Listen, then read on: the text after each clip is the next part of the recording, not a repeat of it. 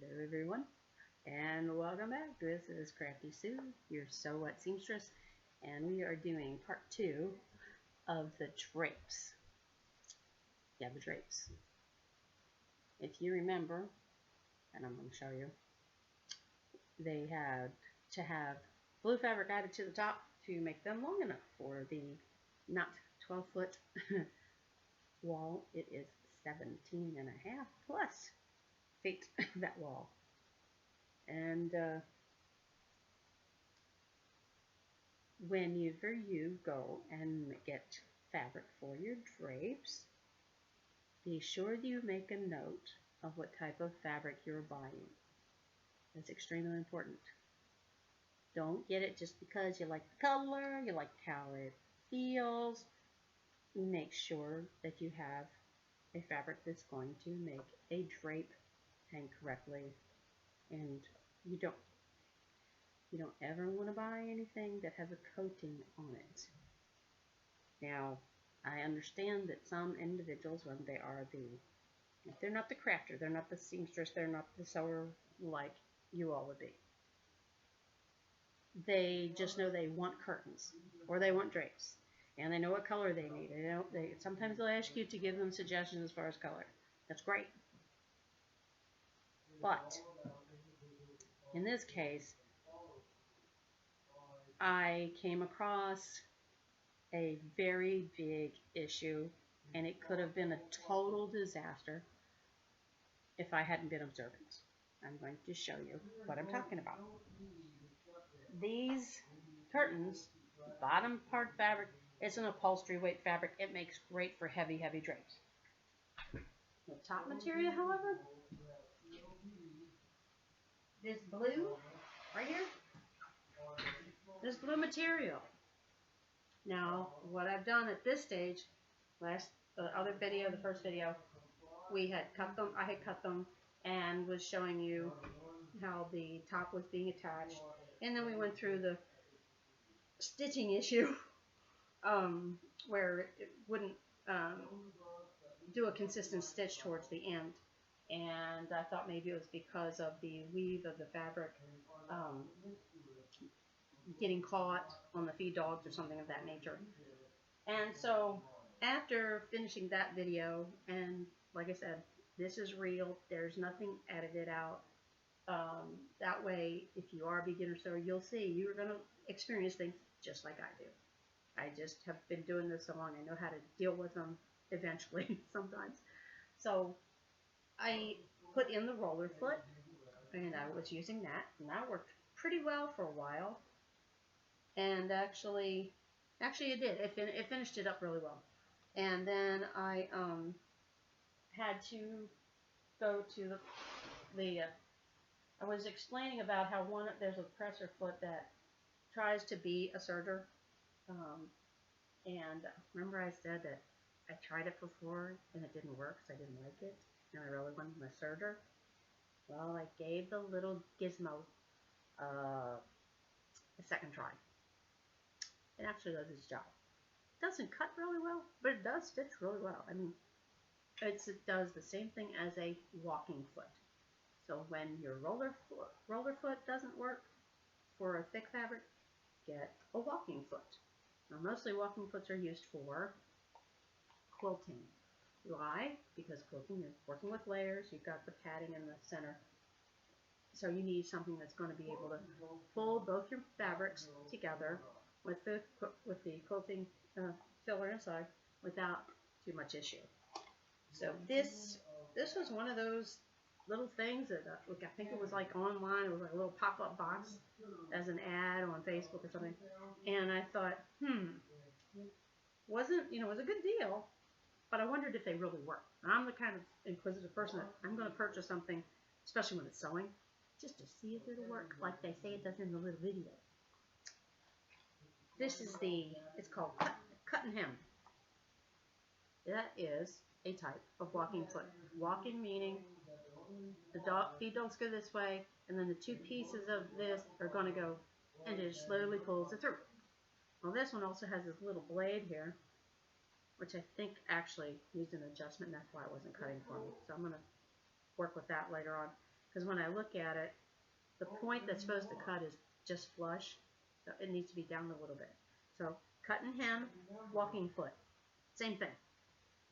And when I used it, after I had sewed the blue to the gold draper fabric, I sewed with the cut and hem, and it did trim it somewhat, but it did all the stitching I needed to do, just like a serger does. Not exactly, but really close, really close. Of course, it was this stitch pattern on the sewing machine that resembles that, and with that stitch set, and with the foot, it did exactly what it should. This blue material, when you make drapes and you get to this portion where you've got them cut and you're ready to make them into a drape, you have to remember to do your side hems. You have actually 4 hems in drapes, curtains, all of them. You have 2 side hems, and then you have the top hem, which ends up being the rod pocket, and then you have the bottom hem, which goes towards the floor or under the windowsill, however you do it. So I began with my side hems, and the reason why you do the side instead of the top or the bottom and then the sides is if you do the top like this, you can't turn the sides in because then you have no way to put the rod in it. So you do the sides first and then the top and bottom. But when I took this material, and something else I keep forgetting to tell you beginners, is when your bolt of material says 54 inches. It doesn't mean from this little fuzzy threads on this side to the little fuzzy threads on the other side. It means from the sewable area. And the sewable area is going to be past where this little, and it looks like a little holes poked through it. That's where the machine pulls the fabric through when it makes it. It is after that where you start to see a definite difference. That's your selvage, and then that's your sewing area. So your 54 inches is from there to there. So you have this. This is so great. You have this to turn under. So you don't lose any inches by turning this under. A lot of people are like, oh gosh, I need fit, and now I've turned. Don't worry about it. It's not included in the measurement of the bolts. So I went to start pressing this. If you press in the turn under part on your side seams, then it's a lot easier when you're sewing it. It's more crisp, and the stitches actually don't pucker or anything like that. So I went like that. I took my iron back here, and I started to press it, and my iron stuck to the fabric. And I thought, great. I've got something sticking on the bottom of my iron, and now it's sticking to the fabric. And it literally, I don't know if I can find the spot on here. Yeah, I can. Where that happened. Fortunately, this is going on the back side. It's not going to be seen at all. But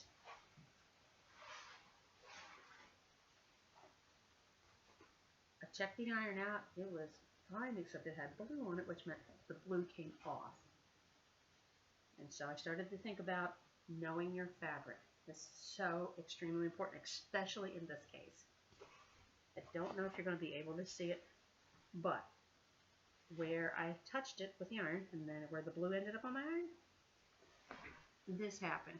I don't know, can y'all see there's like a shiny spot, see the shine there? It melted. Melted. For anything to melt from a fabric onto your iron, this has a type of coating on it. And there's only one coating I know of, fabric, that has that type of coating on it where it would melt on direct heat. Waterproof fabric. Fabric that has been waterproofed to be used for outdoor furniture. That would do it. Now I have all these tops sewn, and I had to tell my customer that this was not really a great choice. She needs these in the next week or two. So I was very fortunate that I discovered it really quick. I switched out to another iron so I can clean my main iron there. And if you ever accidentally buy something like this, a lot of times you'll go to places and they'll have like remnants. And on the remnants, it won't really say what it's made out of. And the people that work there won't know what it's made out of. So always have a dish towel and some water handy. So in order to crease this without it melting and still being able to finish this project, I got a dish towel, and I put water on it, and I put the wet towel on top of the fabric, and then creased it. I tried one spot first just to see if I was thinking correctly as far as to make sure I didn't do any further damage, because that would mean she would have to go get more blue fabric, and I'd have to take all of this off and put all the new fabric on it. She's going to have it done anyway, unless she doesn't mind outdoor treated fabric on her curtains on the inside. So, a wet towel. It's always good to have, well, not wet, damp. It's always good to have a damp towel around anyway. The reason is, when you're pressing certain fabrics that are stiff ones that aren't coated, they'll do the same thing where you get them off the bolt, they're so crisp and they've got so much sizing on them that you need something to soften up the wrinkles. But normally, you always want to wash your fabric before you make a stitch in it. And if you get it off the bolt and it has a fray factor, satin has a fray factor, and other fabrics that have fray factors. The only reason why I didn't wash this, because my washing machine won't handle 17 feet at one time.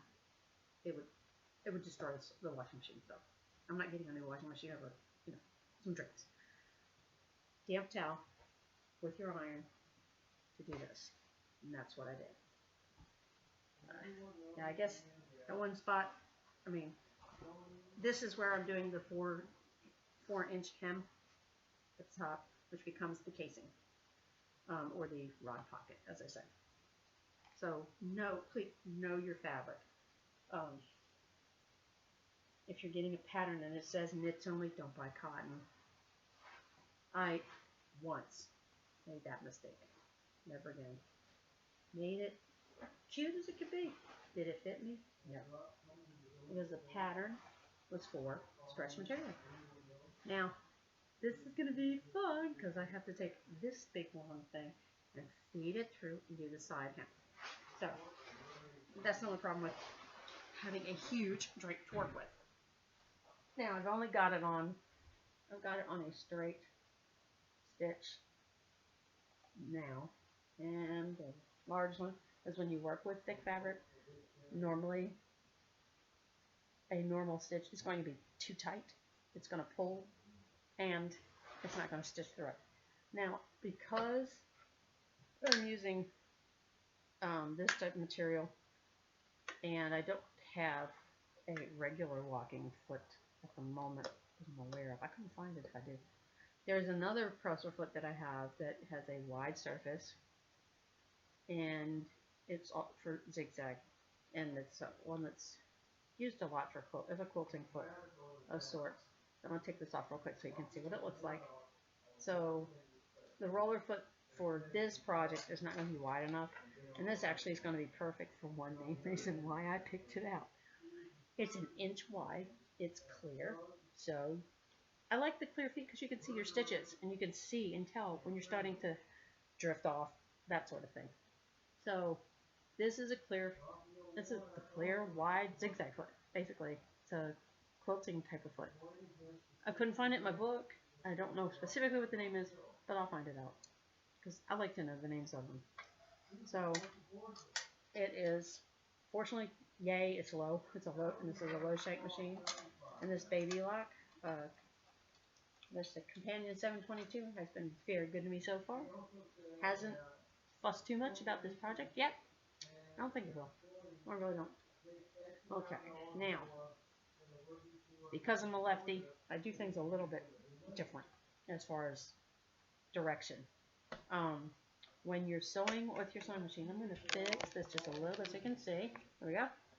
When you're sewing on your machine table here, you want the bulk of your fabric to be to your left, which I may have to move this so it can drop down between you and I. And yeah, it's going to have to go over this way. This is a desk model. Now this is the fun part. And you have 17 feet. Don't you just love real stuff instead of the edited stuff? I do. That's why I do it. All right. I'm going to take this. I had to show you the top part. That's why I have to do this now. Okay. Okay, well, and then it's going to go behind me, and then I'll have to put it back and do the other side. So I want to be able to actually show you this. Okay. Now, I'm sure that your projects are not going to be as involved as this one is for me, and I need my okay. I need my thread for this part. I do not see it. I've had it out for this machine, and don't you know, I don't see it anywhere. So that's when you start checking the desks. And I've got 3 or 4 of them in here, because I know I wound the bottom for it. I'm so sorry that you're having to see moving all over the place. There's one, and there's the other one. All right, way to go. Now, this is the other subject matter that I have not heard the chair of. I just lost my chair. That's a good one. Oh, it's tucked under the table. Good place for it, huh? Okay. Well, that didn't take too long. Sorry. When you pick out your fabric and you're picking out your thread, and this is with any project whatsoever, this is like 101 sewing. You take the predominant color in it, the one that there's most of it. This was kind of even spread, so I could have gone with a gold, or I could have gone with a cream shade. You always pick out a lighter shade of that color. So if you have this dark navy blue, you get a little bit lighter navy blue, and that's what I have here. So now this is tricky with this particular project is when I get to the blue part, I have to change my thread both ways, bobbin and top. So if you can avoid having a 2-tone drape, avoid it. That's my suggestion. Just avoid it. I don't have no choice. I have no choice. So as I'm starting from the bottom, because me lefty, I got to start from the bottom and go up. Now when I do the other side, it's going to be opposite. I'll be going from the top down. So this actually works, because I'm going to go from cream to blue, and then from blue to cream. It's all good. It's always a great way out. And like that. So on the side hems, you turn. I would just make it easy. I mean, I've seen some drapes where they'll have like 3-inch side hems, but we want these to have some fullness to them. So I'm only going to use a 1-inch side hem for these drapes. And this color is the one I picked. It has elements of all this beige and cream in it. It's going to show but not stand out. Now, unless you want the stitches to like pop for decorative purposes or whatever, you go with lighter. And since there's going to be more cream color on this, then I'm definitely going with the lighter. And that is the sewing wheel in there. So this is been a real interesting project, to say the least. I'm looking for the little notch so I don't have breaking thread, you know? Remember that one? The way it's supposed to be, and I hope all of the manufacturers do them this way, is that there it is, found it. Okay. When you put your thread on, I just lost it. There it is. When you put your thread on to thread it, you're supposed to have the thread unwind away from you. And that's supposed to be why let's put it this way. The knot should be at the top when it does that for all the threads. I haven't tested all the brands yet. I really need to do that and just see if anybody's following the rules. Because it's supposed to unwind away from you on top. Okay, same way in your bobbin casing, unwind to the counterclockwise. So this color actually has a little bit of a greenish tint to it, which is kind of cool. It's greenish gray. So we're going to go, oops, that way, left to right. This is the lefty machine. Go like that, go like that, and then in here. And let's see if I can get it first time. Sometimes these needles, I guess, well, the larger needles, and I still have the 16 in here because this is definitely not middleweight fabric, and it's not lightweight fabric, but it's not like thick vinyl or leather. So it's that middle road grade.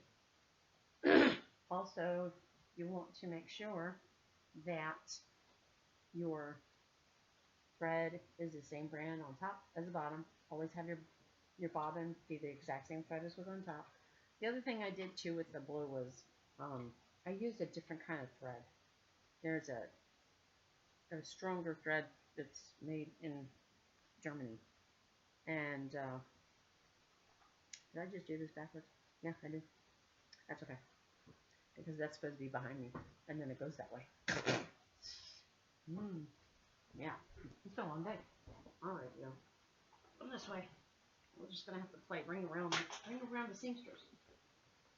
Come on. I don't want to unplug anything. That would be a terrible thing to happen. Okay, here we go. Alright. So I pulled up my thread. I shut that. Put the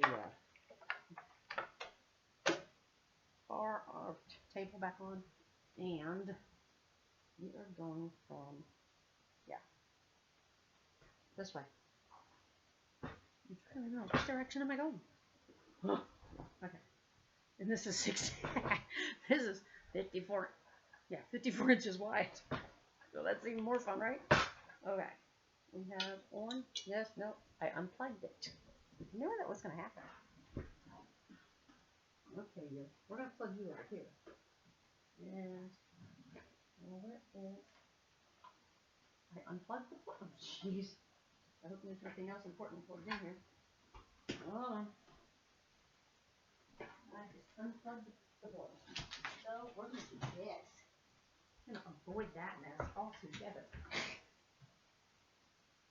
Alright. I got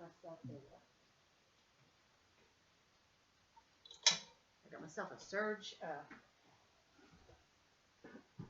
surge unit plug from the other room, and it has a great number of plugs on it. It's like 9 of them, which makes it really good for a sewing area.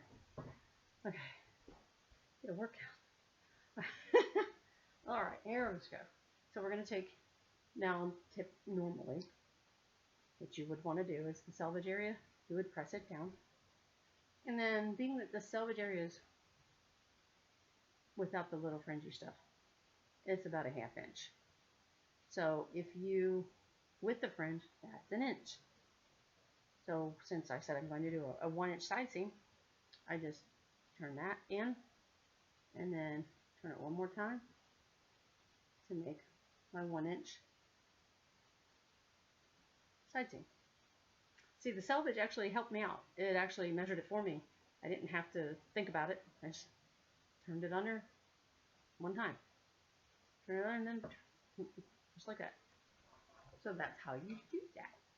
And the other thing too, with this wider clear foot, is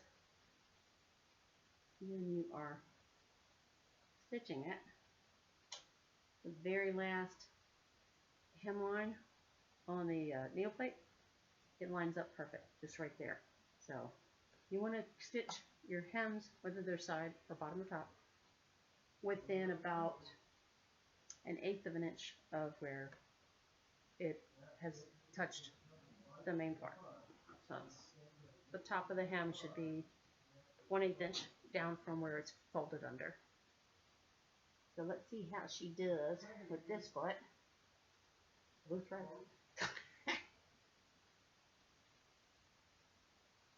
And with which is going to make it a nice crisp hem for you all, because this is difficult fabric, and I don't expect anybody to buy this stuff.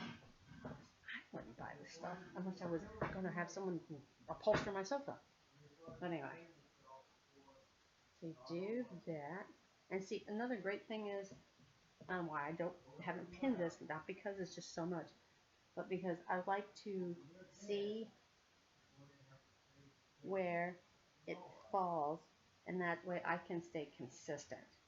And as long as you guide it through, you don't ever pull your fabric through, and you don't push it through, unless it gets to a point and you stop, you take your foot off the presser foot, and you can lift up the presser foot and kind of like give it a little, take the needle up, and then just kind of like get a half stitch, put it back down. I haven't encountered that yet with y'all watching, but it'll happen. All it says. So here we go with the side hip.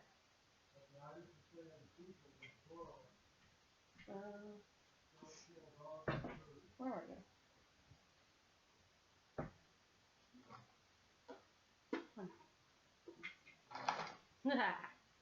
I'm having a power issue, I think. Put this in here.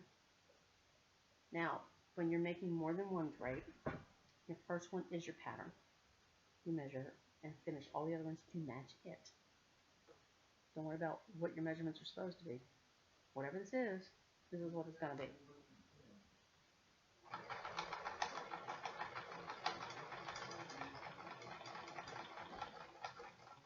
Now, this is like, I just thought, this is what's kind of extra thick for this part. And I'm just watching my machine, because if I put an 18 needle in here, because this is a good, oh, it's a good, it's a little over 1/8 of an inch thick. So this would be a good indication that maybe an 18 would be better for this part. But then when I get to the blue, I'm going to have to change the needle. I don't like doing that. I got to change those thread, that's enough. So we're going to go just like this. We're just going to continue on with what we got. So we get to the blue.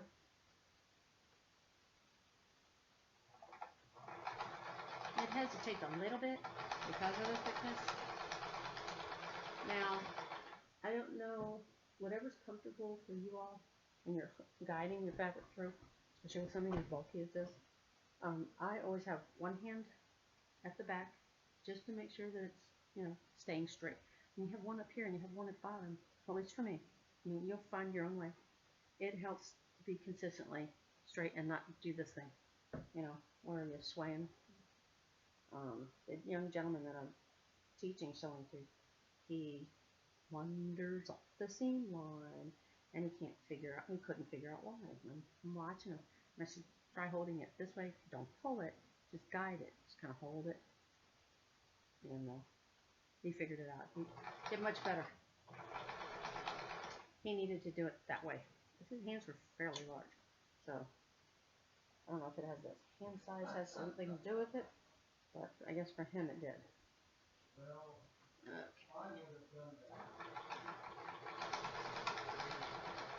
And actually, once I get this done, we do have fringe that goes on one side for this project, and it's Tassel Fringe. It's really cute. It's really, really cute.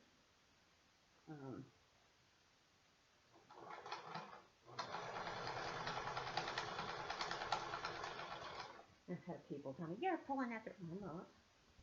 Come back. If you could feel what my hands are doing, I ain't doing that. So, and if you use this selvage like that as your ruler, you're not having to stress over, oh gosh, that one's white, that one's not the same size.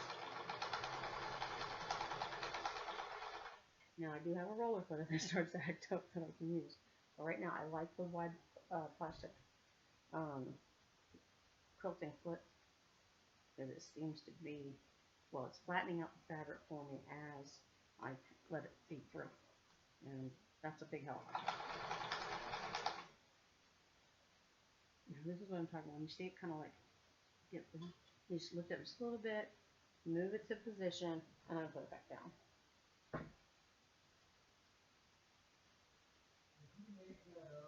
Okay, now I got it. Now with big bulk fabric like this, every so often you have to take and push some of it behind, because otherwise what that weight does this way, because it's kind of crooked, it will yank the fabric back towards you just because of inertia or whatever, and that can cause problems with your timing getting off, and you don't want that to happen. Most people that have decided to either throw away or get rid of a sewing machine is because they had used heavy material, probably jeans and stuff, pulled it through, forced it through, threw their timing off, went to use it the next time on a lighter fabric, and could not for the life of them figure out what happened to the tension. Well, you're supposed to lighten up on your tension when you use a thick fabric. Why? So the needle can go through it. And it's just basic stuff that a lot of times individuals, when they get their sewing machine, they don't think about. And then, that's normal. I mean, even the manual doesn't tell you that. It really doesn't. I don't think so. At least I don't know. If it does, that'd be cool, but I don't think I've ever read it in there. I know it'll tell you that the tension is factory set and you should not have to adjust it at all. And that is true. Factory set tension is awesome. But as soon as you put in anything heavier than a cotton blend, then that changes. And I have to remember, if you're going to do an edging, like this one's going to have done, I have to remember, while it's in my hand, which side that's going on. So, the fringe is going on the inside. So if you're going to put fringe, or sometimes the ruffle, people like the ruffled edges, if the ruffle or the fringe is going to be on the part that you're going to spread apart to open it up, then you have to, when you finish your panel, you have to think, okay, that's the outside and that's the inside. It's going on the inside? Okay, cool. That's where I got to pin it. So, those are important things to remember. I've done my share of putting something on the wrong side, sewing something with right side to wrong side, and I think this is supposed to be that way. Yeah, it's you learn as you go. That's why I like doing this where it's real. And if y'all don't mind, and I know sometimes this isn't getting along, but I'm going to try to get to the point where I can actually show you how that is. Okay, now it's starting to fuss. So I may have to get the roller foot after all. The awesome thing is when you have to change foot, and I'm going to change it just on principle because I think it will help. If it doesn't, I'll put this one back on. I just don't want my new baby lock to stretch. So, so I'm going to leave my needle in there because it's holding down that hem. Get this out. I hadn't used this foot yet, but it's done really well. But I don't want my sewing machine to stretch. So now I'm going to put the foot down. So take the needle up. Get that foot off real quick. Holding it in place. This. That thread out that way. The great thing about this foot, and I don't think you could see it, was there's a little slit in the front, so if you have to remove it, you can do it and not have to worry about it. And then the roller foot is going to fit in there. Pull that up so it's not in the way. And put that little baby on there. I'm going to put the needle down in there in a minute. So you have to get the foot in the right position first. This is one that I had to shimmy it.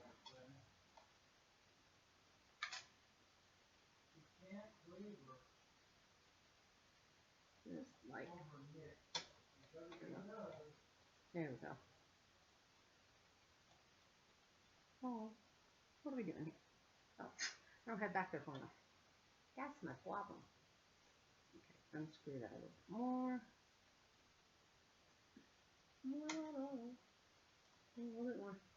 think one of these I had actually put it all the way out. That wasn't fun. And maybe this one. Almost there.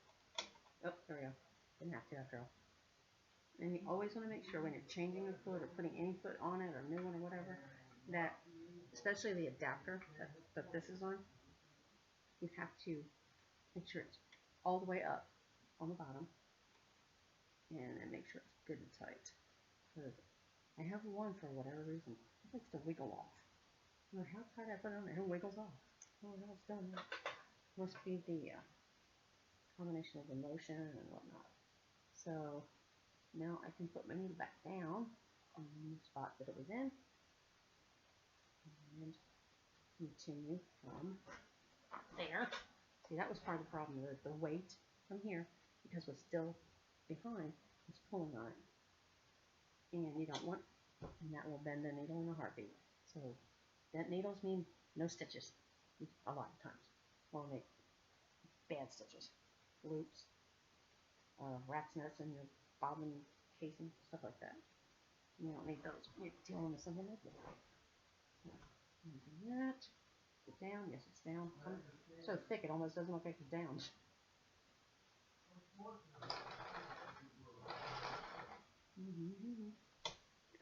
get back on track, sweetheart.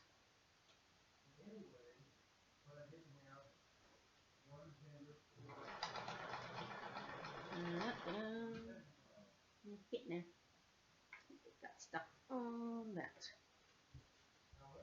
Oh, another thing. Yes, you want to have like a 4 or 5 inch tail on the end, but if you don't keep it behind, it can like get snagged up into what you're stitching, and then you have to kind of fiddle with it.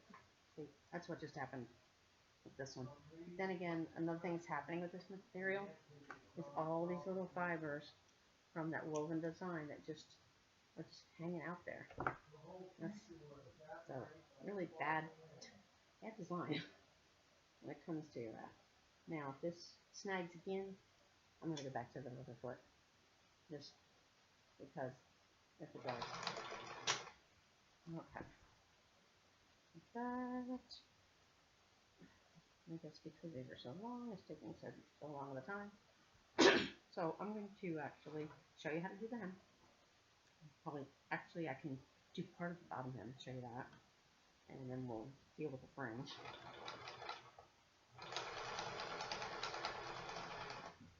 Let's see, I'm trying to think, which side is this? Oh, good, this is the fringe side, I think.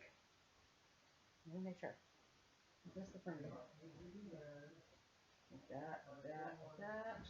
If it comes up to the blue, so these are running like this. Yes, this is the fringe side, so you get to see this pretty fringe. So I'm going to do that next. Yeah, because it's not going to hurt the top part for me to show you how to do fringe. Now, fringe is awesome. Fringe has its own little, what do you call it? Get that out. I will change to an 18 needle, and you'll see why. Its own edging. You have the selvage on fabric. It has an edging, and that edging is so that you can secure it very nicely. Now, I may have to do 2 rows of stitching with it because the edging on it is kind of wide, and I don't want it to flop up. You know, when I put it on there, I don't want it to flop up.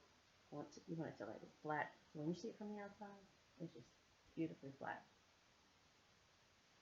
That was something I didn't know I was going to have to sew on this until she brought the fabric that day. She goes, oh, and this is the fringe. I go, we can talk about fringe. More fun. But I like fringe. If you like fringe, it's so much fun. It makes something look really cool, especially lampshades. We're going to do that one day. We're going to make a lampshade with fringe on it. This is actually tassel fringe. There's all kinds of fringe, but this is tassel. It's not beaded, but it's tassel. Tassel fringe is all over the place.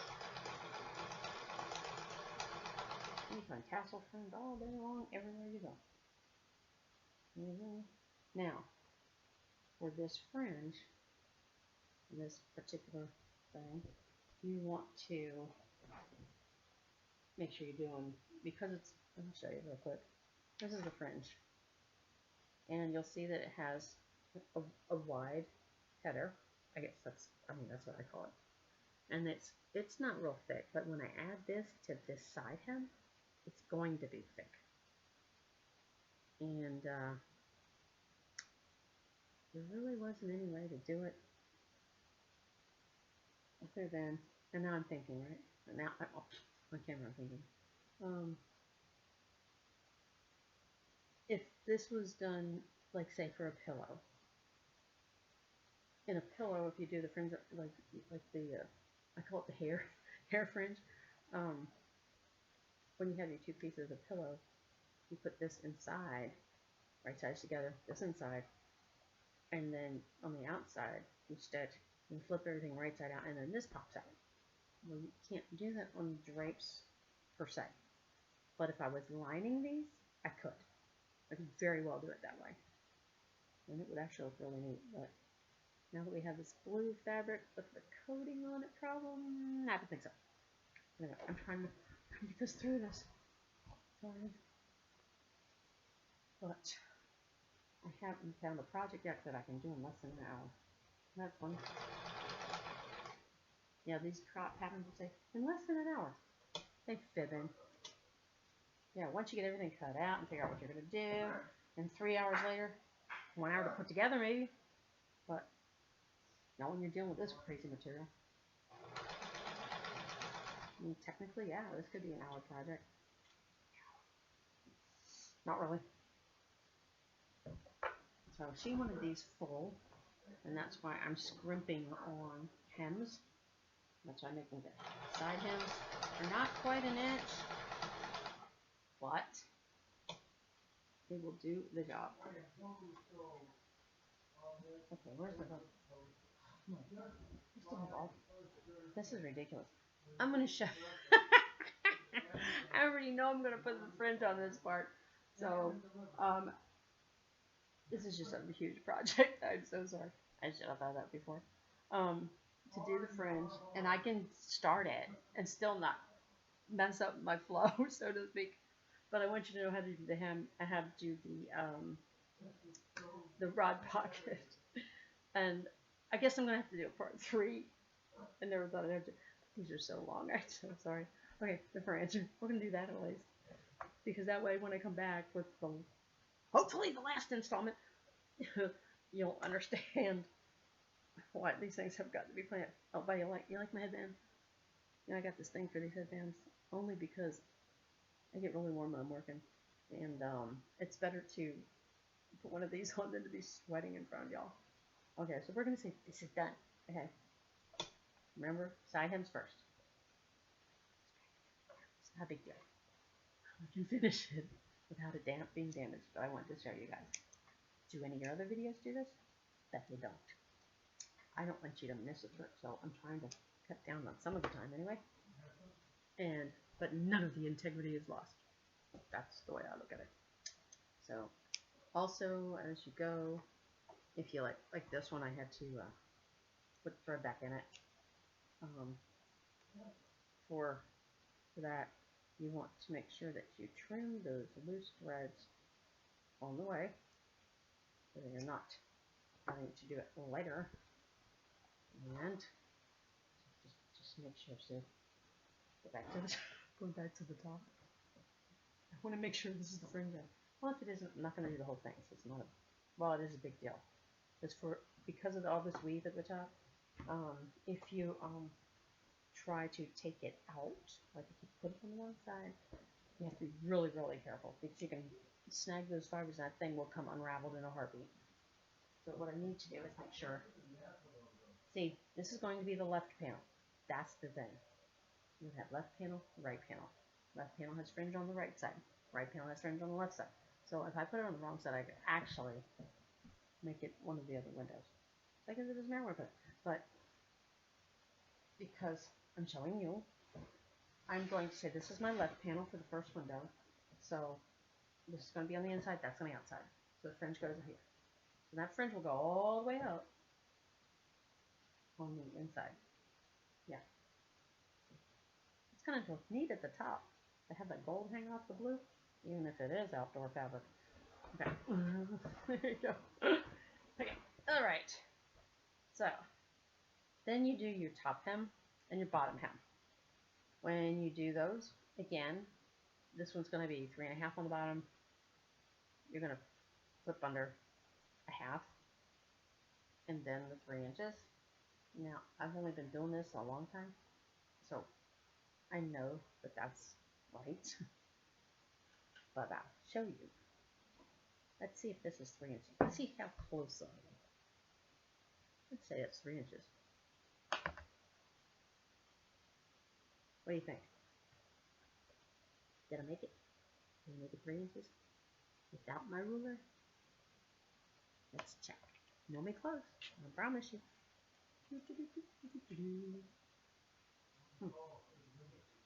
Let's see.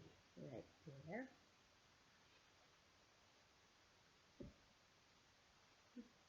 Look at that. 3. Oh! 40 plus years will do it to you. You can look at something like 4 inches, half 3 inches, 2 inches, whatever. Yeah, it happens. It does happen. So you would do that, fold under your 1/2 inch on the top, press it, fold up to your 3-inch hem, press it. I'm not doing that for this because I'm showing you how to do the fringe. Now, I have the roller foot on it. I might have to switch the needle. I'm going to take it very, very slow. And when you're kind of iffy on it, take it slow.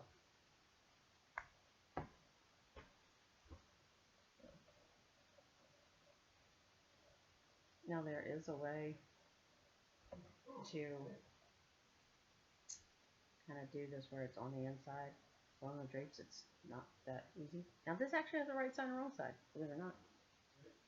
The side that has what really looks really flat is the wrong side. The right side has the pretty weave part. Now, what I'm going to, and then this is another reason why I'm doing this way for you all. So you can see there is 2 ways to put fringe on. You can put it in between the layers. Like I said, if there was a lining, I could put it between the layers and you would only see the tassels falling out. Okay? I am kind of partial to, when it's this pretty on top, to put the seaming part on the outside for visual. It's just so pretty. So what I'm going to do with this is I'm going to put about 6 inches of it the way it is with it on the outside. And yes, I'm going to have to take the stitches out if she doesn't want it that way. I didn't think of it when I started this. But with that said, I would take the other end. The other end. This way. And I have, I forget how many feet of this. I'll just undo this one. This is a smaller one. Okay, let go there. You'll notice they put tape on the ends of this because it will come apart if you don't stitch it. You don't ever want to stitch through Scotch tape.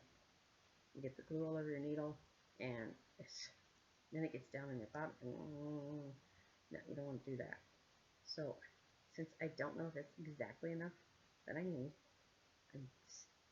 it's supposed to be 880 inches of trim, and I measured it kind of,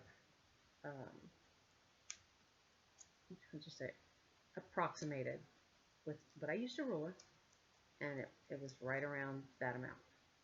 So I'm crossing my fingers on that one too. We've already had too many mishaps with this project. Okay, so and this I do use pins for. And they are back here. Yep. Long pin. I got fussed at for putting pins in my mouth, but that's how we did it when we learned how to sew. It's not very safe, but you know. Okay. Now this is going to be hanging. This is the bottom. This is going to be in the center. So, and I want my fringe hanging into the crack between the two panels. So it's going to go like this. I'm only going to put a few inches on here just so that you can see. And the other great thing is if you do put it on the outside, besides that being decorative, if you do it the same as the side hem, as far as width goes, it literally will cover up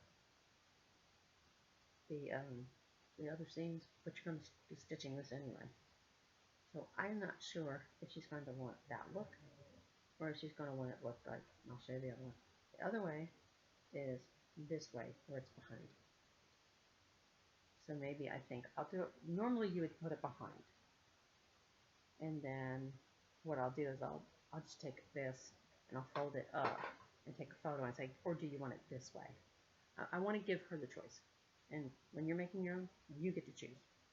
So since I'm doing it this way with it behind, which normally is the norm, then I'm going to put, and you can remember it this way. The right side of the fringe is touching the right side of the drape, and the right side of the drape has been folded over. So it is right side to right side, even though down here it's turned in. So I'm going to do that. I'm going to put it there, and gingerly, and this is tough because it's a really thick fabric, I'm just going to pin it to the layer that's closest to me, and that way I can watch what I'm doing with holding it with my other hand as I'm laying it out on here. So sometimes you'll see me, hopefully you can see me now, but I'll just hold it in place, especially when it's this thick. Using pins is like a chore and a half. So again, just like the curtain, you have to put the fringe on the other side. But it would be, normally you would take it from that end, pin it, and come up. But the thing I'm going to remove this for her benefit, then yeah, I'm doing it this way. Kind of like the opposite. But. So this is super thick now. And I can see, I have to hold back the little fringe a little bit, and then I can see where the hem is under there, and try to get this under here. Now there's a gadget. Do I have it here with me?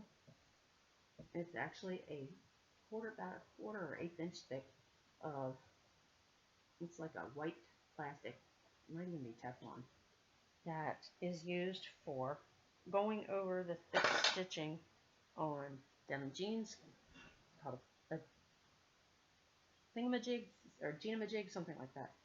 And those really are helpful with something like this. Like I said, I might have to change to an 18. I'm going to at least show you with this. Now I'm going to make sure I've got my extra thread off the end. I almost didn't have it there. I'm going to lift this up to let the pressure off the top thread, so I can make sure that I don't lose my thread backwards into the needle and down. Now, because of the width of this trim, I'm going to make a seam. It's called a seam. I'm going to stitch as close as I can to the edge as possible, and then I'm going to come back and do a second on the edge of the header, the woven part of the tassels, to make sure it lays nice and flat. On the other side, it's going to look like it's over to there. So, cross your fingers. Now, when you get to the top of something like this, now sometimes this is when I've used actually a zipper foot, believe it or not. It's going to fuss at me because it's so thick. The only time you might have to fiddle with it at the very bottom because it's so thick. So I'm going to put it there. Now technically I could actually put that in between the layers, which is probably what I should do. Let's see if I can get it this way. When you're doing certain designs of things, Sometimes you just have to figure out ways around it. Well, that's 16 and doing a pretty good job. 16 needle. Yeah. And because I have it on the largest stitch, it won't be as bad taking it out. So I've done about that 3.5 inches or 3 inches, but I can at least show you a result of some. Right. If I missed that part. No, I didn't. It's just I haven't done the second row. I'm not going to do the second row. I don't want to have to do double work on it. If I have to remove it. If I don't, then it's all good. Okay. Right, like this. Be careful not to cut the tassels. That's another thing with tassels. Okay. Let's imagine I have made here's the one on the very edge. And then there would be another one here. And this is going to would lay really nice and flat. And this is what your front looks like. There you go. So when it hangs, it's going to hang like that. And it's actually going to be really cute. And that's how it should be on the back. But like I said, some people like all of it on the front. And that's fine. Especially if it's a solid. So the 3.5 inches for the hem. Remember 4.5 for the top for the right pocket. Let me get the blue up here. On the broad pocket.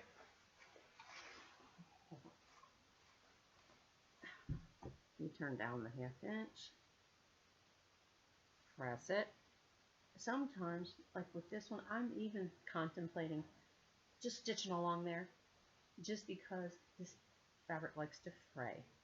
Now, one thing you can do to help with fraying and not serging it, get some pinking shears. Pinking shears are the scissors that cut easy. Do I have them out here? Yes. I don't. I do not have them out here. They look like little V's, like teeth. And that will keep it from fraying. It does deter fraying.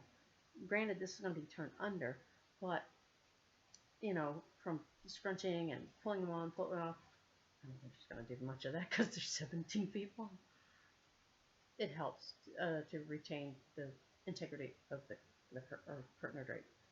And after you do that, with this, since it's outdoor fabric, I definitely would do it with this. It's going to be on the back side anyway. And then turn it down your 4 inches.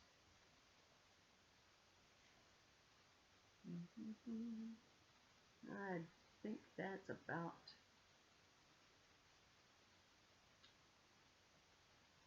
nah.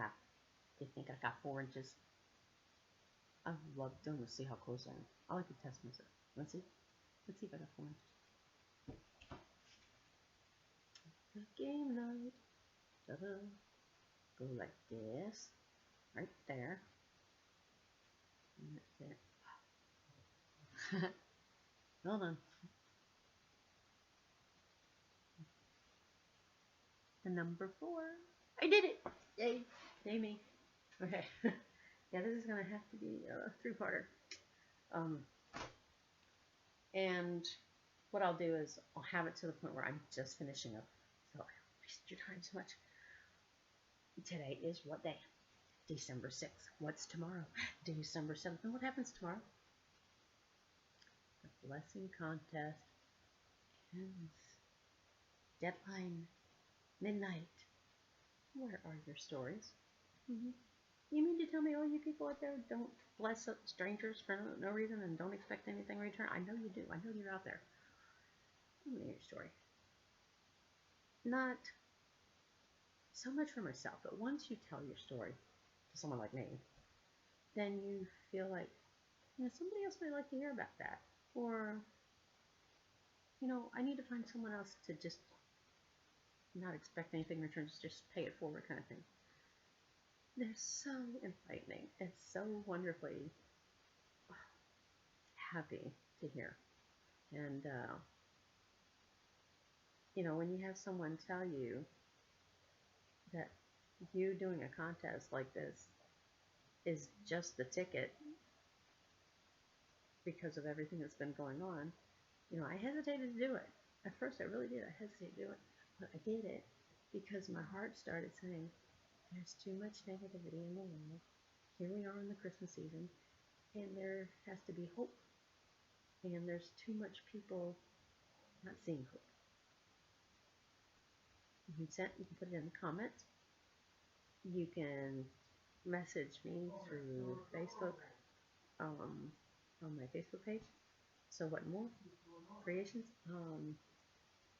You can look up Crafty Soup. You can just look up my name. And if you do not want it public, just tell me. I won't make it public. I thought about it, and I think I will tell the story. Won't mention the name. The winners will know who they are because I will be contacting you directly. And because you got to come get your present. That way I get to meet you too. And I may not wait until the 15th. It depends on some things that I'm thinking about putting in the contest as gifts. I have a few extra things. I'm looking for some extra special stories. And how often do you have someone do a contest on here, giving away something free, especially when it's a free vintage sewing machine and then some? Like I said, it might be 2, maybe 3. I don't know. I'm feeling really generous this year. I've got a lot of sewing machines. Awesome. But I can't sew on all of them. I'd rather give them to someone who enjoy them. That'll actually use one and get joy out of them too. Oh, and if you want to learn how to make these things, like if you're one of those that can't stand to have your bangs in your eyes, and you don't mind, I don't know if you like these things, but I can do one on that. If you want a headband video, comment. Headband video, please. I'll know what you mean. Alright, I still got more to show you.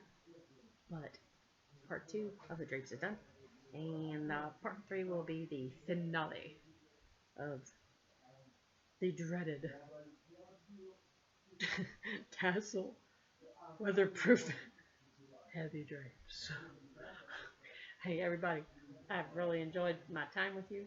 I hit my 1 hour mark. I didn't go past 110, so I did pretty good today. I hope you enjoy my videos. I really do. But I don't know if you do because you don't say anything. Enter the contest. We'll have a lot to talk about, won't we? So, how do I do this on this machine? I'd be more than happy to teach you. Free. If I give away free sewing machine, I give away free lessons. At least 3. But by then you should figure it out. You should be good with it. But comment, please. Tell me what you want to see. Don't do my best. Alright, everybody, guess what time it is? It's almost deadline time for the contest. Get your submissions in today. Get them in tonight. Get them in by midnight tomorrow. Because after midnight, that's it.